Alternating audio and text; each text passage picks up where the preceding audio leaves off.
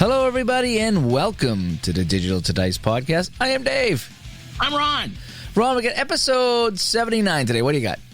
It's the Forrest Gregg episode, one of the greatest offensive linemen ever in the history of the National Football League. Really? Played for the Packers and got my Bengals as a kid into the Super Bowl. The first one we lost to the 49ers was the Forrest Gregg coach team. Here's a quick Forrest Gregg story. Okay. Okay, one of the best football books ever written, Jerry Kramer's Distant Replay. I think it's done in the 66 or 67 Packers season. Read it in junior high. And Forrest Gregg was a good old Texan boy. And so he'd go into, restaurants with the linemen would eat together. He'd go into restaurants as a team, and he thought he was asking for a steak. But with his drawl, the waitresses always brought him a stack of pancakes.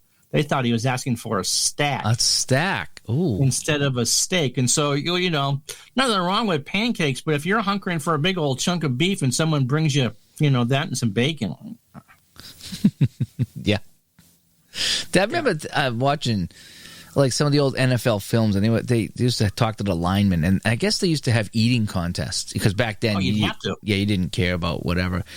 And they said so they'd go in and like the other guys would pay for all the food that they these other guys in the competition, and so they'd be like ordering all this chicken. I guess they were eating a whole bunch of chicken or whatever it was, and they said one guy he's eating all like the buns and all the potatoes and everything. Like no, we're just eating the chicken. It's all we're counting. So he's like, no wonder why you keep losing, because you're eating all the side dishes. Yeah.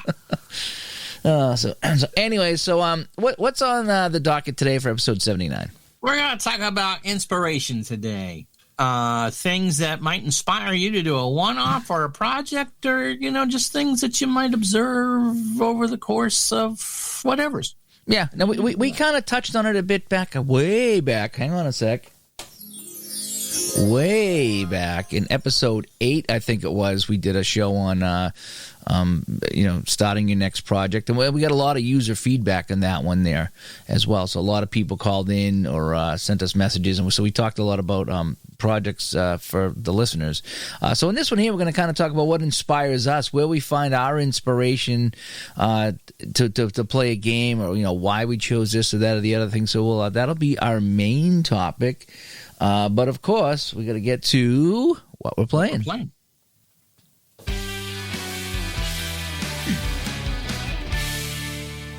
You've been a busy little beaver when it comes to playing, so tell us all about Shootout. Yeah, I've been really playing a lot of Shootout hockey. I had a great game that I streamed with the Shootout Helper. Okay. It was, I think it was 73-74. I did the Minnesota North Stars and the Philadelphia Flyers, and I was expecting a Flyers blowout. Instead, Minnesota ended up taking, I think, a 3-2 lead in the third period. We were holding our breaths for Gump Worsley. The chat room was fired up, and Philadelphia gets a power play with about 3 minutes to go, and they score on the power play, and then 29 seconds later, they score again from the point. I forget who it was. Somebody, I think was it Tom Bladen, I think, might have scored from the blue line on Gump Worsley, and the Flyers would take this one 4-3. But playing a lot of Shootout hockey, really enjoying that again. That's just my go-to game. It just is. It makes me happy. In fact, somebody pointed that out on one of the comments on the video. There's like, boy, when you play this game, you can see the pure joy in you and how you enjoy this game and play more of it. And I was like, wow, couldn't have said it any better myself. Of all the games I play, this one never disappoints. I always have a fun time with it because hockey's my favorite sport. I got my favorite seasons. And the only thing that would make Shootout better is if they had some more seasons. Wink, wink. I just want to play more of that game. I do. I want to play more. The Atlanta Hawks don't bring you great joy? I don't understand. Oh, yeah. So other things I'm playing. So as you know, I've been playing the Celtics 85-86 replay in a couple different areas. I've been playing it on Replay PC Basketball, and I've been streaming. I think I've been streaming all those. That's the first time I've streamed every game in a project. Usually I don't do that, but this time I am. I don't know why. It was fun. We got a good crowd going for basketball for there. But, boy, we played the Atlanta Hawks, and they beat the Celtics by 29 or 30 points, and that shouldn't have happened. Atlanta was a decent team, but you don't beat the 85 Celtics by 30 points. And it was just a Not weird once, game. but twice. Yeah, well then, so I've been playing my 85, 86 replay PC basketball, but then I've also fired up regular season basketball. Now that's a cards and dice game. And so I said, I'm going to replay the Celtics season with that in basic mode. Okay, I'm not using any stats. I'm not even using the close game factor. I'm just kind of rolling. You roll 16 times for each team is what you do, 4 per quarter, and then you add up the dice and factor in the modifiers, and that's your final score. So the game's played pretty quickly in regular season basketball basic mode. And so I'm playing, and I ran into the Atlanta Hawks again, and they beat me again. And it's just and I looked, and I think I rolled...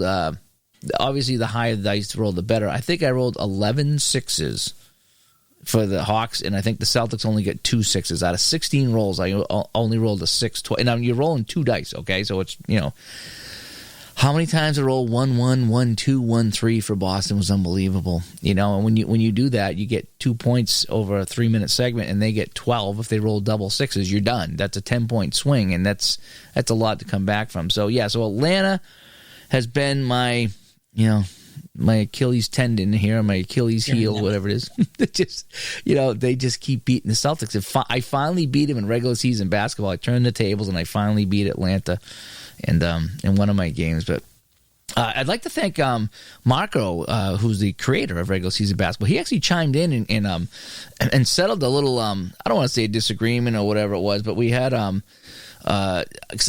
what you do in this game is you play in segments, okay? And so you get 4 segments a quarter, and so you roll for each segment. But you have these modifiers. So it's your typical game where it's like, your offense, their defense gives you a number, and you do the same for the other team. And a lot of times it's a negative number, so you might have like a -8. So what you need to do is in those 16 columns that you're rolling, you need to put in -8, a total of -8 in these columns. And you're supposed to do it only in 1 or 2 number segments. So it means you can either put a -1 or a -2. Especially when you're keeping stats, that's important. And so, you would put like -2 here, -2 here, -2 here, -2 here, whatever it is, okay? So I was playing a game where I think the team had -8 or -10, so I put in my -2s, sprinkled them over the course of the game like you're supposed to. The Celtics were actually +10. So I had 5 columns to put a +2 in, okay? So it was a pretty good swing. So at the end of the day, I'm subtracting 8 or 10 points from the visiting team, while the Celtics at home were going to get 10 points, okay? That's kind of how that works. But because you separate it out, it kind of goes into the flow of the game, and it makes it play out nice. So you just don't tack on 10 points at the end, It really works nice as far as flow of the game. Well, a couple people noticed that I put the, first roll of the game, I put -2 for the away team, and I gave the Celtics a +2 because you can put them in pretty much any column. You're not supposed to put them in the last roll of the quarter, especially when you're keeping stats, but you can pretty much put them anywhere else. And they said that you're not supposed to do that. You said, no, you can't put a -2 on one side and a +2 on the other side. You're not supposed to do that. And I didn't pick up on that. And then Marco chimed in and straightened it out and said, yes, you can do that. So if you want to put a -2 right off the bat for the away team and +2 for the home team, that's perfectly fine. What you can't do is this. Let's just say you have a +8 modifier. So that means you're going to put 2 in 4 columns to make 8, if you follow. Okay? What you couldn't do is say put a -2 somewhere and then add an extra +2 on your team. Okay, so he says that's what you can't do. So if your modifier is a positive number, you can only put positive numbers. And if your number is a negative modifier, you can only put negative numbers. So in other words, he doesn't want you to do, early on take -2 and then tack on 2 later on, So to make up for it, yeah. So that's how the rule was read, is that you can't do that. But if you want to put, at the end of the game, you want to put -2 on the away team and +2 on the home team, that's perfectly fine in the same segment. But you just can't start adding and subtracting from the same team. So I'm actually 17-7 now in that replay. I've lost a couple more games than I did in real life. But again, I'm rolling badly. And I even went to ball roller because I thought maybe I was jinxing the dice. You won like 6 straight. So. I did win 6 straight. Yeah, we were 11-7. I was like, wow, that is pretty bad. But so I think I switched over to ball roller. Then I went back to the dice. So I'm mixing that up a little bit. So I've been playing some regular season basketball. And then, boy, last night, we're finally getting back up to speed at the rink, and we haven't. It's been a year since I did a full night, and I did a full night last night. And I come home and I was so tired I couldn't do any work, and I for some reason, and this is what the inspiration for the show title was, is I saw some things on YouTube. And I was like, I'm going to play that game. So I sparked up Strat PC Hockey last night about 11:30, put up my feet with a couple Ovaltine, and I was playing North Stars and Blackhawks. And I'll tell you why in the main segment of the show. And that was fun. You know, that's just the Strat PC Hockey is just kicking back, playing cards and dice, you know. And, of course, I wish they'd update it and change a few things or whatever. But it still is fun. It still is fun to kick back and play some cards and dice on the computer. And I think I got through the first period, and then I was like, I'm going to bed. But, boy, I was really tired last night. A good tired, but I still wanted to do something. I didn't want to. It's something mindless, just play an old game and have some fun with it. So I think that's all I've been playing. I know I knocked out another game of Payoff Pitch in my Roger Clemens 86 replay, because I'm trying to play all the Roger Clemens games, so I know I knocked out some of that. And off the top of my head, I don't think I played anything else. Doing some more setup for Strat. I've been setting up the helper, the Strat utility. Actually, I've been going out. Yeah. So I've been setting that up a little bit, putting in teams and players so I can. I think I'm gonna do a shootout hockey game full season. I think I've decided on that. I haven't decided which season it's going to be, but I decided I'm going to do a long project with shootout hockey, and I think I'm going to try to use the Strat utility to keep those stats. I got to run a couple of tests, but I think I could do that, and it should work. It should work, but I got to run a couple of tests first. So I've been setting up the utility, putting in all the guys so I can get ready to do that project there. But I like that Strat utility. That is just, it's fun. And once the teams and the players are in there, they're in there. They're in there forever. And then you duplicate that season, so that way you keep the master clean, so you don't mess up the master. And then if you like I say, you just want to play a one-off, you can go into any game and just play any game because it's all set, ready to go, and then you can just reset the season and it doesn't matter. So sometimes I like to play right on the utility because it rolls the dice, it has the charts, and I really don't need to do much else. And I can still play cards and dice because you still need the cards, you know. So so I'm back into some big time gaming and really enjoying that. Awesome. Let's see. 49ers cruising right along in the baseball season. All-Star game actually would be 2 weeks from when we're taping this, so I forget the date. From Ebbets Field in Brooklyn, the Senators are starting to falter. Been doing some hockey. The next game, I didn't realize I'd set this up already, but the next game will be Montreal and Boston. Oh, that should be good. Yes, and you'll be able to watch it because I put it on a night where you're not working. I know that you were getting ready to set up the shootout PC helper, so you might be playing some shootout. I really haven't really played it. There's the 4 teams that come with it, and so at some point I'll sit down and reacquaint myself with that. Now, I actually redid all the fast action cards for that game for the helper. Let me clarify. Because in the helper, it's got dice roll like a ball roller there, but then it also flips the fast action cards for you too. And they were a little blurry, a little fuzzy, a little compressed. And so I got a couple of friends that are like really good with Photoshop. So I sent them the file. I says, can you send these back to me as individual, cards, all 100 of them? And they did. I had 2 guys do it for me, and they did a nice job. So I physically didn't do the work, but somebody did the work for me, and they added it to the game. So I mean, if you go and download the helper now, you'll have the new fast action cards, which are bigger, they're brighter and clearer than the old ones. Nice. Yeah. Getting back to the baseball, I don't know if you caught the game where Joe Garagiola got into a fight with Jackie Robinson. Joe Gorilla? Yeah. of all the people to get into a fight with Jackie Robinson, Joe Garagiola. They got into it. I think Jackie got hit by a pitch, and Joe went to hold Jackie back from charging the mound, and a couple of words must have been said, and they won at it. Robinson stayed in the game, and Garagiola was ejected. Oh, wow. That was wild. Let's see. Bought a new game.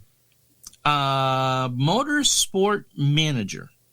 Wow, you've been really getting into those managing games. And this is it's distributed by Sega, the same people that do Football Manager, and there may or may not be a future project that comes out of this. And so the default game comes with fake Formula 1, Formula 2, and Formula 3. And so the 3 tiers of open, European open wheel racing. GT cars, which are touring cars essentially, and I've also picked up the endurance download or DLC. So if I want to do a 3-hour race, I can. It works along the same. It's been out 4 years, so it should run on any decent computer. Instead, the same idea as Football Manager. You have press conferences. You have to hire and fire your drivers and your mechanics and your pit crew and all that.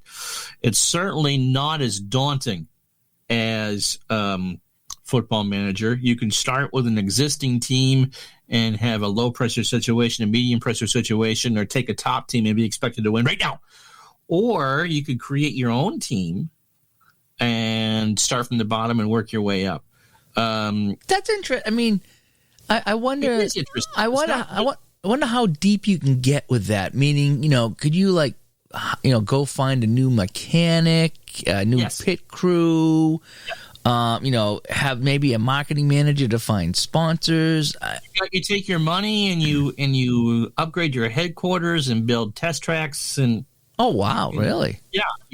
But it to me is a lot more accessible as far as learning curve is concerned compared to the Football Manager. Oh, I heard that one's pretty big. That one's pretty tough, and so you set your expectations low, and it's hard to underachieve low expectations. You learn, and the car setup isn't too terrible. The drivers will give you feedback, and it's really easy to pick up. There's only 4 or 5 things you can change on each car. I wonder if I might like that. And I say that because I don't know anything about racing really. But because I don't, maybe it would be more fun for me to manage something like that. Whereas a hockey manager, I want to get closer to the ice and not manage. I think if there was a NASCAR manager, something that you'd be familiar with as opposed to Formula 1. Oh, yeah, that's a good point. Yeah, cars. I mean, not even Indy cars come with it. Then it's because it's a different type of road racing is very different from oval racing. Mm-hmm. Oval racing is managing your tires and fueling up the car, and there is a lot of strategy involved in NASCAR racing.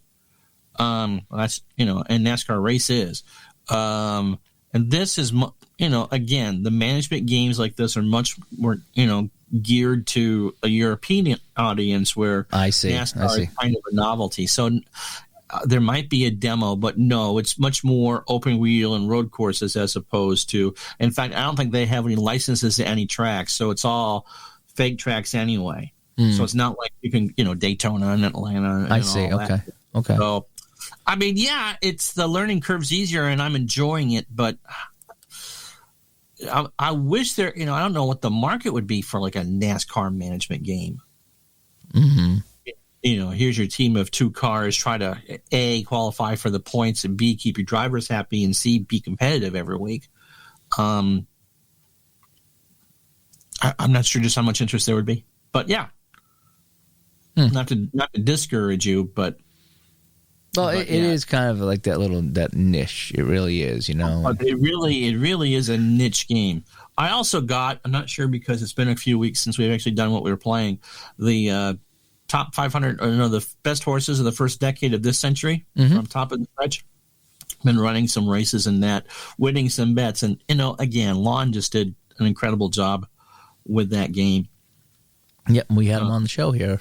We had him on the show, and so if you're mildly interested in horse racing, at least try the demo out. Yep, and see what you. So that's pretty much what I've been playing outside of gyms and pinball. But, as far as, roster card. I mean to do a video about this. So what I did was I took the 17 Washington Nationals, which was a team that I covered. I redid the National League. There's no 3 divisions. It's a 2-division setup, 8 teams in each division.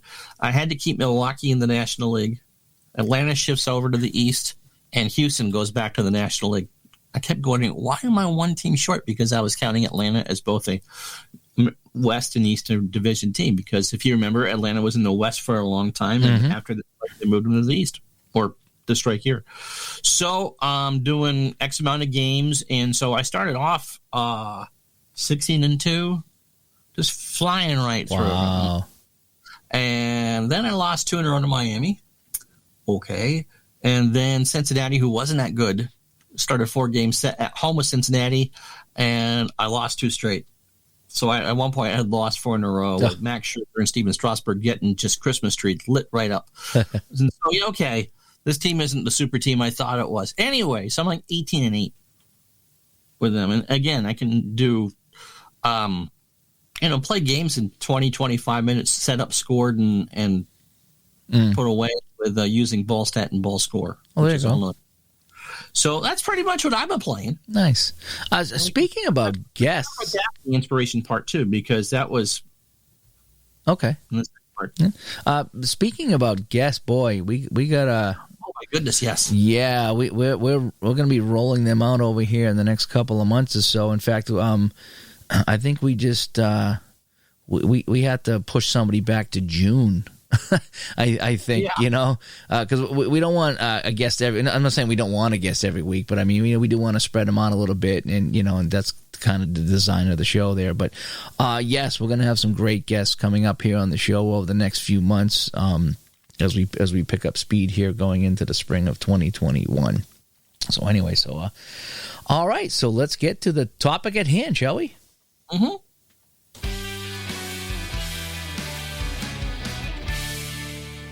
So, have you ever come home from work and put on YouTube and seeing in the recommends past the softcore stuff and the Klingon ships or whatever, and Barry Sanders' career highlight video, or Bo Jackson's greatest hits, or whatever it is, and going, oh my God, I forgot how good they were. Oh yes, that was kind of the spark of the inspiration for this episode here. Whereas I somehow, like I said, I'm on YouTube all day long for different things, and sometimes I just listen in the whole bit. And I've been getting inundated with old hockey clips. And there was one that was "Here Come the Blackhawks," and it was I don't know, it was 60s and I think it was 60s and 70s highlights from the Blackhawks.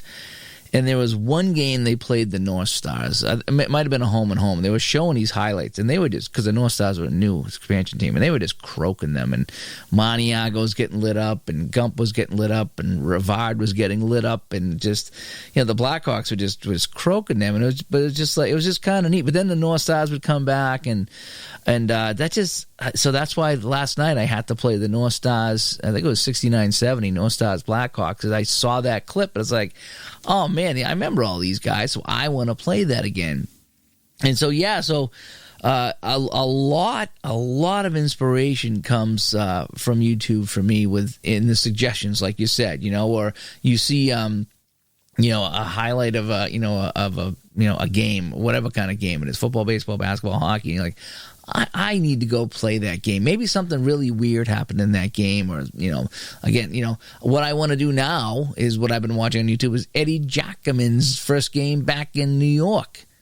Eddie's crying during the national anthem and stuff like that, and they beat the Rangers 6-4. So I want to go find out exactly when that game was and play that game on one of my whatever I have here, Strat Shootout or Action PC or whatever. They're great for the one-offs. But yeah, it's just you see that there, and it's not necessarily going to be a season project or a long project or this or that, but you see something like that, like a moment like that, you go, that would be fun to go and replay and see how that works out for me. Yeah, and so you can turn it into a long project. Let me tell you the genesis of the roster card thing. as a baseball fan of a certain age, I don't get me started on openers and all that. I wanted to do something where I wasn't forced to play the game the way the computer wanted me to play the game. So if my pitcher was only ready to go 4 innings, he'd run out of pitches in the 4th or 5th inning. I wanted to do a project where I could manage. And so cards and dice don't get tired. Mm-hmm. If you don't print them out, they stay in pristine condition no matter what you spill on them. Yep. As long as you're not spilling crap on the hard drive. And so I figured, for me, that was just such a fun season. It ended poorly, but it was such a fun season to do. And so I have Roster Card Baseball, Greg Sylvan, one of Greg Sylvan's great games. And that game, teams are on sheets of paper. Okay, it's one team per page as opposed to individual cards. And it kind of plays a bit like APA Basic. I did one video on it. I really should do another. And so it's one of those rare cards and dice games I can play completely on the computer because I have the 2-monitor setup or whatever. And everything's on the one team card. That makes it speeds up a game. So I mean, when you got a team card with everyone on the team, that speeds up a game. I know Shootout Hockey does that. Fast Action Football does that. And that's something you could definitely play if you only have to look at one screen. Rather than all these individual cards. Yeah, and so I copy both teams into a Word document. And I just make it work for me. And the other thing was that, I didn't want to be – I don't think modern baseball is as bad as baseball makes it out to be because there's no worse enemy for Major League Baseball than Major League Baseball itself. Almost as bad as the National Hockey League. They just went back to ESPN. That's like going back to an old girlfriend that really screwed you over. They're going to split, I think. The rumor is that NBC will take the other half of that deal. But yes, it's kind of like, it's the college. I've changed. Honey, I've changed. We won't ignore you. We won't put you on ESPN2 at 3 a.m. Anyway, back to, and so, I think there's times that I just want to play the way I want to play, as opposed to this is what you're expected to do and all that. And again, charts and dice is the perfect way to do that. Am I worried about the stats being accurate? I want them in the ballpark of what they should be. So it's been a blast because it's like, but pre-computer, you're going through and look, I don't need to do as played lineups. You play with who's on the card, who's on the sheet. That's your roster. Mm-hmm. And you just play for the sake of playing. And you're keeping stats and the computer will do all the math for you. But again, it's just playing for the sake of playing a game and getting the pure enjoyment that way. And the inspiration was, look, I covered this team. What if I had the chance to actually do and can I get them past the first round?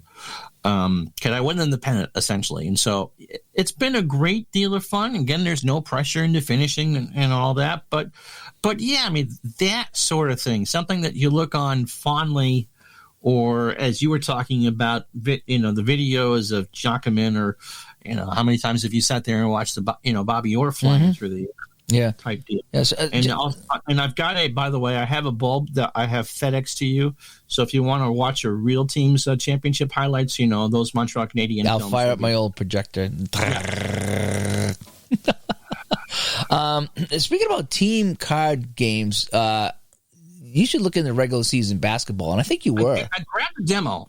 Okay, you have the demo, yeah. I grabbed the demo. I haven't played it yet, but I have the demo.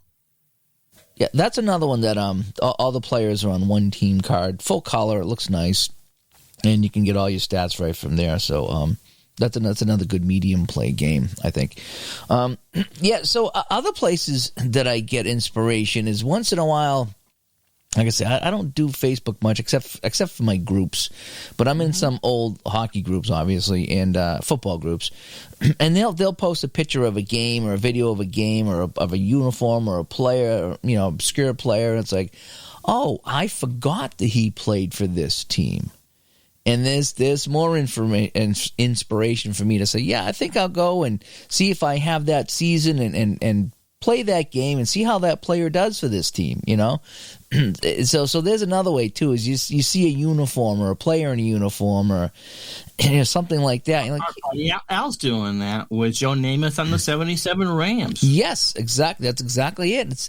I forgot Namath played for the Rams, and he's playing. I think he's playing it Namath through. Forgot that too, but I think he's playing it through where Namath didn't get hurt, right? I think he's going to try to play the season. Yeah, he's making sure that Namath is the starter. Yeah, so he's going to play that all the way through. Another inspiration is obviously, Super Bowls and championship games. Or even if you're playing the time travel tennis, maybe there's a tennis matchup that's coming up that you want to play. But I know a lot of people like to play the Super Bowls, either a pre-play or a replay or something like that. And so sometimes it's a championship game that comes up that you want to play.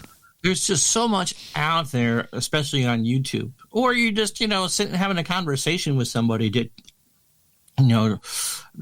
you remember X? Yeah, I was watching the other day. I don't remember Kirk Gibson being a great fielder. This was the year he got hurt and hobbled off. He didn't walk off game one. He hobbled off game one of that World Series. But in the NLCS against the Mets on a horrible field at Shea Stadium, he made some sort of acrobatic trip over himself catching it. It was like that saved a game in that series for the Dodgers because it would have rolled all the way to the wall and bounced to the corner and all that. And, just that sort of – I didn't pull it out to play the Dodgers and the Mets because if the Mets are going to win that series 10 times down to 9, the only time the Dodgers were ever going to win that series is what happened in real life. But one of those things, like, oh, my God, I forgot all about that. I'm sure there's, watching Dave Gardner play for the Barons or something like that. Or yeah, it's fun when I play him in some of my replays. Yeah, yeah, and so – just whatever it is, whether it's a conversation or YouTube recommended video or just, playing games back in your head. Yep. Like, oh, I remember this season. Yep. Now, other sources are inspiration are our fellow gamers. Yeah, Facebook groups too. Facebook groups, YouTube, Delphi. You'll go there and there's someone on Delphi that's playing, and I don't know if it's Shootout or Hockey Blast or even Strat that he's playing, but he's playing like I don't know if he's playing the whole season or one team in 1968. And I thought that was kind of cool. I thought that was kind of a really weird hockey season to play. And so now I want to play. I don't want to play. Second year expansion, right? Yeah, or first yeah. Year? Second year, yep. 67 was the first one. So 68, 69 would have been that. But it's just fun watching him play the expansion teams out, and it makes me want to I'll watch one of the recaps of his games. I'll see the box score. It's like, oh man, I want to go dig out 68 and play it now myself. Or there's always people doing the 75 World Series. So that's another one that I've played. In fact, I think I did a quick play baseball game with that, and I'm trying. It was a long time ago. I'm trying to remember. Sealock. I think it was Mike Sealock's baseball game you did with that. Was it the Sealock baseball game that I did the 75 series? I played the Sox and the Reds, and I don't remember who won that so long ago. But I mean, yeah, I did play that out. So the 75 World Series is always one that comes up, and you see somebody else playing it, and you're like, oh, I want to go play that too. So sometimes it's like I say, monkey see, monkey do. You see someone do something, it's like that's cool. Nothing wrong with that because it's okay, what was your result? Let me see what my result is.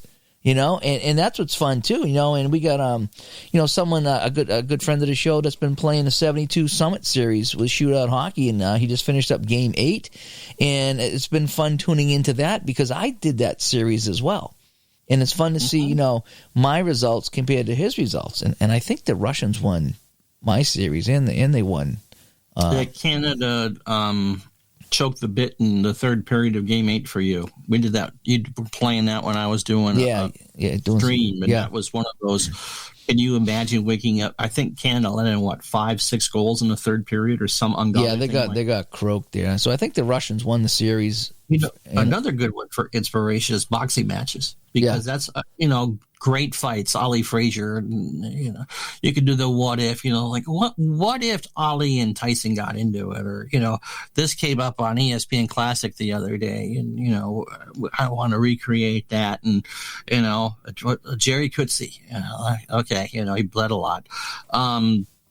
That sort of thing. There's retro wrestling groups, and there's I was gonna ask you about that. Do you think, just off the top of my head, I would think that it'd be really either difficult, or awkward to do a wrestling replay, because maybe it's scripted, maybe it's not. I just think that your major sports all have, they're all, anybody can win, but you're wrestling, because it's wrestling, I don't know if I'd say, okay, well, we're going to do the Hulk versus Andre the Giant WrestleMania thing. But if there was an upset, and maybe you were a big fan of Andre the Giant at the end of his active career, and obviously people wanted Hulk to win, and when you're paying money to see those things, that genuine upset, I think, would make it more exciting, and because the whole thing by recreating wrestling is storylines. Yeah, it's the ultimate storytelling sport, or athletic competition. That sets it up for the next pay-per-view event to have Hulk trying to get his revenge. Okay, you just don't know, and so I think that would be great. Or if it was a knockdown, drag out, folding chairs over referee's head type deal, and in your replay, though, Hogan beat him senseless in the first 2 minutes. Again, you're setting up the storyline for the next time they get together. Yep. And so, no, I don't. Wrestling is not really my thing. I've got a couple wrestling games that sit on my hard drive, but no, because it's all about, again, we've bringing this point in over and over again. These games are all about using your imagination, whether it's a choose your own, it's novel writing. It's exactly, we talked about this last week with Glenn Walker. It's about writing the story in your head. But you don't have to worry about grammar and punctuation and whether the guy gets the girl or the murder gets solved or anything like that. It's pure Tom Brady threw 5 touchdown passes. Wayne Gretzky won the cup with the Rangers. Muhammad Ali beat the snot out of Leon Spinks the first time, when we never heard from him again. It's whatever that is. And wrestling, because it is storyline driven, doesn't matter how fictional or how real it is, and no comments about that, because it's like, okay, we want X to win, but we want to make it look good. Again, it's all about storylines in wrestling. And so, no, I don't think that would be, if the wrong person won, if the heel won instead of the face. Is that right? Yeah. You kind of want that variety after a while, I would think. That's just me. Yeah. Other kinds of inspiration to play a game. Obviously, there's when someone has a birthday, and you read, hey, happy 80th birthday to so-and-so. It's like, oh, I want to go and I do the tribute game. Yeah, and then conversely, there's the sad news when someone passes away, and then you want to do a tribute game to kind of, cherish their memory there by doing a game with them. And then so you get birthdays and you get things like that. But yeah, there's all kinds of little things that come up during your day. Whether it's, like I say, a Facebook post in a group, or a YouTube thing that comes up, or something in real life happens, and it just inspires you to say, I want to go play that game. I want to go back to this year and do this, or I want to pick a game with this guy, or maybe this Phil Esposito plays Tony Esposito. You know what I mean? I want to go play that game there, or all about pure imagination, and it's something we've also talked about, scratching that itch. Yeah. And again, it doesn't necessarily need to be a long-term project. It could be a one-off. It could be a series. I know that in the NHL off seasons, they have classic series. Were you a little kid when the Rangers beat the Devils in '94? Yep. For instance, because that was one of the great Conference Finals of all time. I actually been kind of doing some WHA stuff lately, the World Hockey Association. That's been coming up on my feed, and I ended up doing a little mini tournament over the weekend there in the 79-80 hockey season. That's when you had Winnipeg, Edmonton, Quebec, and Hartford join the NHL. So I took those 4 teams; they were brand new in shootout, and I had them play each other once, home and away, and then the top 2 teams played a best of 3, and Hartford came out on top in that. But I think Gordie Howe was on that team, and Wayne Gretzky I think was on the Oilers and stuff, but they weren't that good yet. So that was just, like I said, I saw some WHA, and the inspiration was, well, I'm going to play the WHA teams, but I'm going to play the 4 that came to the NHL with the rosters in the NHL in their first season and see how it went. Of course, I think Winnipeg was the worst. I think they won 1 game. They were terrible at the time, but it was just fun because the inspiration was just some WHA things coming up on my feed and talking to people about WHA, and that just prompted me. I think I'm going to go do this again, and I did it in a weekend. A little bit on Saturday, a little bit on Sunday, finished it up, and the whole bit, and so the inspiration just came from talking to somebody. And talking about this, that, and the other thing, and I think he was saying, I was a season ticket holder for the Minnesota Fighting Saints, and that just led me down the path there to talk about that. So there was some inspiration there. So so it comes from all kinds of places, and it's really funny that how strongly I wanted to play that North Stars Blackhawks game from late '60s, early '70s. I saw the video. And it's like, I need to go play that. I really do, NBC Sports Boston just did a project with Strat. What if Brady had stayed on the Patriots this year? And they'd send out the whole season. I think I sent you that link. Yeah. That sort of thing. And that, a couple times you're going, what would have happened if you had flopped Brady and Peyton Manning in their prime and given Brady Manning receivers, and what would have Manning done with MacGyver's offense and all that, or in the Canadian, what would have happened if the regional draft was there and Bourque had played Montreal those years as opposed to Boston, or LeCavier in Montreal, or Lemieux in Montreal, or or whatever, just again, it's whatever. There's someone that's currently doing or just finished an all expansion league in baseball, starting with the Twins or the Senators and the Angels in '61, all the way through who came in '98, Tampa and Arizona, threw them all into a 1-team league, from their first year. And again, anything can be an inspiration. It's like, it's not something I would do, but it's like, that's really creative. Yeah, and that makes it fun too. Like, the expansion teams are always fun, or you take a top team and have them play another top team. That's kind of fun because once in a while you get into those discussions, like who was better, Lemieux or Gretzky, or was this Red Sox team better than this Yankees team, or how could the Patriots have done against the 49ers with Montana, and so maybe you play those games. There's more inspiration. It's like, that's a good idea for a one-off. I'm going to have these 2 teams play and settle it on my table, so to speak, or settle it on my computer. Right. And so, right. so those are kind of fun too. So anyway, so a lot of it for me is the YouTubes and the Facebook and just chatting with people. Let's say birthdays, anniversaries. Unfortunately, when people pass away, there's some inspiration. Sometimes it's just talking to your friends, and sometimes I'll walk around the house. Like I say, I got all the pennants hanging up behind me here, and I'll look at it and say, something. I want to go and play a game with that team there, and I do, and I have some fun with it, and sometimes I stream it, sometimes I just play it for myself, but it's always fun, and it just, like I say, the inspiration just comes from everywhere, and it's like, I just wanted to talk about that today, is like, where I get my inspirations, and we're wondering where everybody else gets their inspiration, you know what I mean? Yeah. I imagine there's some of the same avenues that we have here, but Ron's brought up some good ones here that are not inspiration for me, but they're inspiration for him, Right. And so we like to ask everybody, to comment again. I know we kind of did this back in episode 8, and people talk about the project, but maybe not so much a project, but maybe kind of so much, an idea for to play a game, a one-off, or urge you to pull out a certain game and try it or something like that.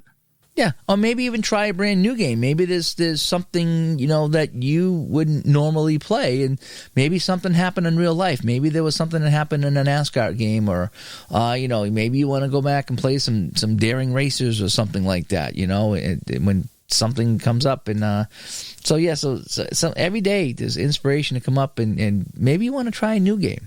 Maybe you want to go do that tractor pull, Ron. Maybe.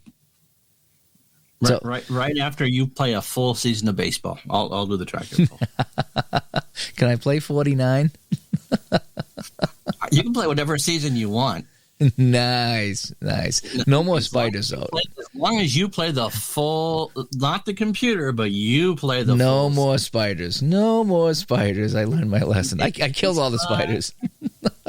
All the spiders are gone. So should we wrap this up? Yeah, we forgot to actually tell us how people could get a hold of us and start, so let's do it now. Oh, yeah. Ways to get a hold of us. Digitaltodice.com is the website. That's how you can find all of our shows over on Spreaker. 978-751-DICE, 978-751-3423. Send us a text, and we may or may not read it on the show. Digitaltodice@yahoo.com is the email. And over on Facebook, facebook.com/groups/digitaltodice. So by the numbers, this has been episode 79 of the Digital to Dice podcast. Forrest Gregg edition. The Forrest Gregg edition. Yep. And we're getting excited now for a new episode of new edition of Sports Sim Magazine. Yes. Should be coming out shortly as well. We've been talking to ST Patrick about that and when that new release comes out. So be looking for that shortly as well. And I think that's all we got right now. Any final words there, Ron? I think we're all set. Yeah, no, that was fun. Just talking about some of the inspirations that we have for different projects here. So now that we're back in the spring and the sun's out and the weather's getting better, it's given me some inspiration to play some more. So absolutely. We'll talk to everybody later. Bye-bye.